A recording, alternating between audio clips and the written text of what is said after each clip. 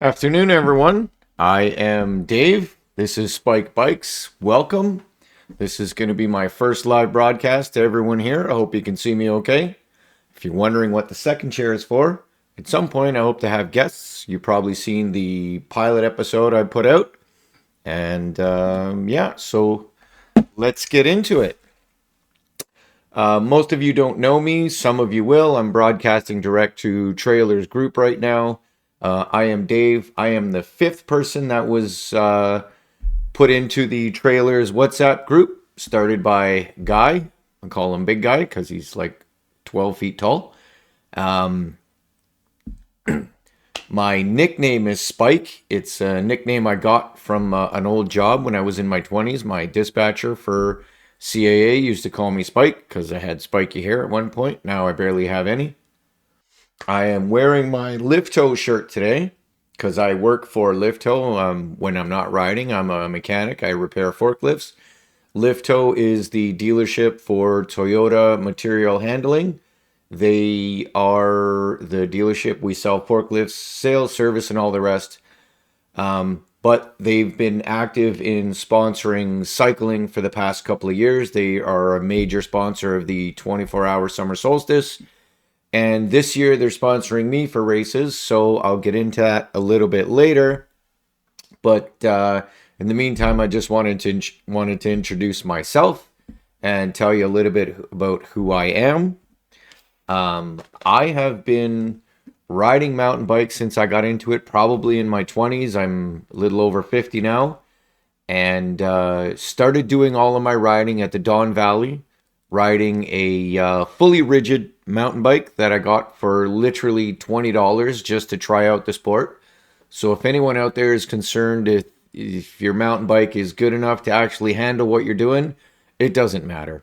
Just get a bike and try it. And if you like it, well, you'll do what I did and you'll invest a little bit more money until you become the rest of us suckers and you just spend your entire paychecks on bikes. When I started mountain biking 25 years ago, the Don Valley is where I started all my riding, and that was very much like a skills park. If anyone knows North Shore riding, the Don Valley used to have all kinds of bridges, skinnies, and different technical features for you to practice and ride on and fall off of like we did many a times. As we moved forward, I didn't get to ride as much as I liked because of my career. But I did get to ride. I was what you call a weekend warrior. I'd be out. I think it was a book called Fins or something like that. It's a spiral back book. I had the name of it recently. I'll get it again for you guys. And it was just it looked like a pirate's map, treasure map of all of the trails in Ontario and what to expect there. So I did do a bunch of exploring. I spent a lot of time exploring the different trails in Ontario. That's how I discovered Glen Major Forest, or Three Rocks as it was called in the book. I never actually made it to Durham Forest until a few years ago, but I did most of my riding at Don Valley and then Glen Major Forest in my later time. I really, really like it there. Downhill Thrill is probably one of my favorite trails. I've got over 150 runs down that hill. I think it's awesome. I love it. It gives you a little bit of everything. I'd say about 7 years ago. No, it's got to be longer than that. I decided to try a race. It didn't go so well. I'm going to tell you about that race because it was, in my estimation, a hilarious story. It was called the Long Socks Classic at Ganaraska Forest, more so before Millbrook had trails, I think. And I don't know where they found this place, but they managed to set up literally, in my estimation, probably 12 kilometers of uphill with about 1 kilometer of downhill. It was all switchbacks. You basically went up, switchbacks of 150, 200 meters, switchbacks up and up and up and up and up. and then you went straight down and over into the next block. So I signed up for the 64-kilometer race, even though I had no intention of riding that far. I knew I was only going to do the 32-kilometer section of it, but I tried to support the race. I even bought a pair of socks for the Long Socks Classic. Asked them why it's called the Long Socks Classic, and they told me that because there's poison ivy on the trails. So I bought the socks, and I put on the socks, and I went for my first race ever. Probably by the second block of uphill switchbacks, every person in the race had passed me, including all the fast people and the slow people. So everyone was well past me. By the time I got to about 10 or 12 kilometers in, the people that had started off ahead of me were already passing me. They had already done the 32-kilometer loop, and they were on their second loop to do the 64-kilometer race. So I'd been lapped before I got to 15 kilometers. No real idea how to ride or train or get in shape for races. By the time I got to about 15 kilometers, I started to have calf issues. And by about 18 kilometers, my calf tied itself in a pretty little knot. I had no option but to full grip the front brake, barrel roll over the handlebars onto the grass, and start to massage out my calf. While I was massaging my calf, I was reading my socks that said Long Socks Classic and realized that I was probably lying in a batch of poison ivy. So I had to jump up real quick and get out of the poison ivy. I've since learned that I'm not allergic to poison ivy, but it was pretty scary and also pretty funny at the time to think that I was laying on the ground, rolling around in poison ivy. So not too long after that, I found the road and I did the Superman lay on my belly and ride myself back to the trailhead. And I didn't register with the race, so no matter what I do, I cannot find my name on the race info, if I could ever find the race info. But I do have the race placard and an actual picture of me at the start line, so I'm happy with that. A few years later, I got myself a new bike, and after about 6-8 months riding, I decided to try it again, this time at a local race at Durham Forest. And that's where I met, some really good friends and started to do local races from there. Quickly learned that I wasn't going to win very many races, but I really had a good time doing it, taking part in the sport. Since then, I've pestered a lot of my friends that I ride with, young and old, to get out, get involved, taking part in some races, and do some other things involved in the sport. And for the most part, they've loved it and kept on doing it. How did I get them to do it? Well, I just simply convinced everyone that, if you join a softball team, it doesn't mean you're trying to make the MLB. And the other thing I told my friends is, you spent $3,000 or more on a bike. Are you just going to go somewhere and ride around in the same circle every week? So that's got most of my friends up and taking shots at doing some races and whatnot. And for the most part, they're still doing it. I was invited to do the 24-hour summer solstice with my buddy Chris Darling, and we put together a team of 5. And the first year, we did get rained out. We did get to race the day, and then it was rained out overnight, so we had a really good time. We had some beers and hung out and had an absolute blast. Then got back at it at 8 o'clock in the morning. I don't know where we finished in that series. I'm sure we didn't come in first place. That much I know. I don't even think we were anywhere close to the top. But I had an absolute blast, and I've been back to the 24-hour summer solstice every year since. And now my company's a supporter of it, so it's even more bittersweet for me to get out there and support what my company's trying to do, as well as have a blast. From that 1 year with 5 persons on a team, I've been back each year since. The second year I was back, we convinced some more people to join, and we had 2 teams. The second year, we probably didn't take it too seriously, and we probably had about, 5 or 6 hours off track, even though we were there. But you know what? We were all going out. We were seeing each other off at the start line and having a good time and making sure that everyone had a blast. So it is what it is. But then we went back a third year, and on the third year we did really well. We had two teams there again, or three, two or three, I'm not sure. But we had, call it three teams, and we got, I believe, 21 laps in, and I could have went out for one last lap to push it up to 22, except I had a flat tire, and I didn't think to just grab someone else's bike and get out there and do a lap. Lesson learned. Last year we went to the 24-hour summer solstice, and we had four teams, big old spot for camping. Four camping spots altogether. Unfortunately, we only got to do one lap times five people, and then it was canceled because of the rain, and the trail conditions were just too much for anyone to actually ride. That's the 24-hour. I personally have moved into doing a lot of enduro races because I can't keep up with those XC people. I am just not that fit. So I am doing a lot of enduro races, which is, if anyone doesn't know, you just ride up to the top, start the stage, and it's a time stage all the way down. So I really have a blast doing that. And basically that's my forte in terms of racing. I do enduro races. I've done the Ganaraska, the Gani Enduro 3 times. I missed last year. And now there's the Ontario Enduro Series, which is sponsored by Bateman Cycle, which, kudos to them for doing it. I'm glad they do it because I absolutely have a blast. I've come in second in the series a couple of times.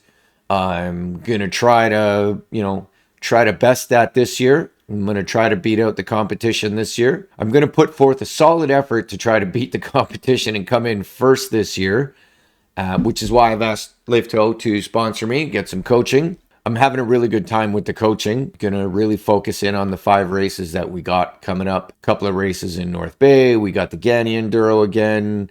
I believe Hidden Valley. Amazing trails. I love the trails at Hidden Valley. And I'm pretty sure it's Horseshoe is the other one. So looking forward to that. I have got a bunch of plaques up there that you guys probably can't see. When I get on next week, I hope to have be a little bit more prepared. I'll have some pictures of all my plaques, and maybe we'll cover more of the races that I've done, including the Wednesday night race from last year and this year as well, which is the Woody Series at Wood Newton. If you haven't signed up or you don't know about it, just look it up. It's Woody's Race Series. It's every Wednesday night. That's run by Corey Purchase. He's an awesome rider, and he runs the races as there's no more Thursday night race at Durham Forest. That ended just before COVID. So I hope to get back into that this year as well. I had a really good time on Wednesday nights last year with a bunch of my friends. Again, though, that's XC, and I can't seem to compete with the XC guys. They're all just too fast for me. All that riding uphill is just, clearly not my forte. I hope to get into that. Some of you might be noticing there's a chair beside me. That's because in the future, I hope to have guests on the show. I just wanted to get on the air today. Go ahead and get some recordings done so that I can continue to make improvements. I've been working on getting this podcast up and running for probably about a year now. Not quite as tech savvy as I maybe thought I was. It's been an awesome journey getting ready, and I'm just glad to be up here talking to you guys and sharing my experiences. As each week goes on, we're going to broadcast live. It's going to be posted on YouTube and Spotify after the fact. So if you miss or you don't watch it on Facebook, you'll have a chance to see it on YouTube and Spotify later. While I'm on the topic of the empty chair, anybody out there watching, I would absolutely encourage you to join in, take part in the podcast by either commenting, leaving a like, subscribe, any way you'd like to interact with the podcast. That would be, greatly appreciated. I'm always looking to have people's input on what topics matter to you, what things you'd like to hear, what things you'd like to talk about. If you're wondering what I plan on talking about, I am going to try to do some segments on bike maintenance. So I'm going to be looking for a bike mechanic who's going to be interested in joining the podcast from time to time and giving you some bike maintenance tips, some bike repair tips, possibly some suspension tips, suspension setup tips, anything like that. Plus, I have a whole room over on the other side, which I can do some repair tips of my own, what little tidbits I've learned over the time. I intend to be talking to some local celebrities, people that run races, people that have been involved in races on a competitive level, stuff like that. People that own or work on the trails. I would just love to be able to get anything biking out there. If you're wondering if I'm mountain bike specific, I personally don't ride on the road or gravel, but that doesn't mean I'm not interested in what you do, hearing about your experiences and different riding styles and whatnot. I don't own a fat bike, but many people in the trailers group are deeply involved in fat biking. They've been out 2, 3, 4 times a week riding their fat bikes all winter long. And, you're all a valid part of what I hope to be my listeners group. So whatever you'd like to hear about, whatever topics matter to you, I'd love to hear about that as well. Not just specific to riders and riders' experience, but, if you'd like to join the podcast, if you'd like to be on the podcast, have a seat in the chair and talk about your experiences, that's welcome as well. I welcome interaction of any kind, whether it's online through the comment section, or you're welcome to check the schedule and see what date's available so that you can come and sit down and talk about your experiences. Why am I doing a podcast? Well, I've always been a bring it in kind of person. I'm always the guy that's inviting you to join our group. I'm the guy that's, giving you a little tip here and there to make your riding better. I'm the guy that stops to talk to everybody on the trails. A sort of local celebrity rider I met on trail one day directly called me the networking guy, which I thought was kind of funny. I'd never actually thought of it that way, but I guess she's right. I am kind of the networking guy, or a networking guy. So rather than pester you all on the trails, I've decided that I was going to get on screen and just simply talk. I realize I'm stuttering my way through this, but I promise you it will improve as I move forward week to week. It'll get better. I just happen to be that sort of bring it in guy. And so I figure I will, take the time to invite you all to hang out with me during this podcast journey. I hope you'll all join, subscribe so that you're back week to week. I got a little note list here that I'm kind of going through, trying to keep words on the screen so you guys don't have to worry too much about being bored. Now, that being said, I intend to go live to Facebook on Saturday afternoons around 4 o'clock. Should give everyone lots of time to get to the trails and get home. Hopefully it's not interfering with your dinner. Maybe you can watch the podcast while you're making dinner on Saturdays, whichever. But I hope to have you all come and hang out with me on Saturday afternoons. And once we're done going live, it'll get edited and it'll be posted to YouTube and Spotify, a little while after that. On that note, I think I've sort of rambled enough a little bit. I'm going to make sure that I have, a little more organization for next week, but we'll get to next week when we get there. In the meantime, please like, subscribe, leave a comment. Your comments are invaluable to me. I really, really look forward to seeing what you have to say. Hey, thanks for watching or listening to Spike Spikes, the podcast dedicated to building grassroots MTB and cycling in general. If you or anyone you know would like to be a guest, please contact the show. And if there are any topics you'd like to hear about, please comment below. If you haven't already, please subscribe and turn on notifications so you don't miss any upcoming episodes. Feel free to leave a like. Outside of that, stay safe and ride it like you stole it.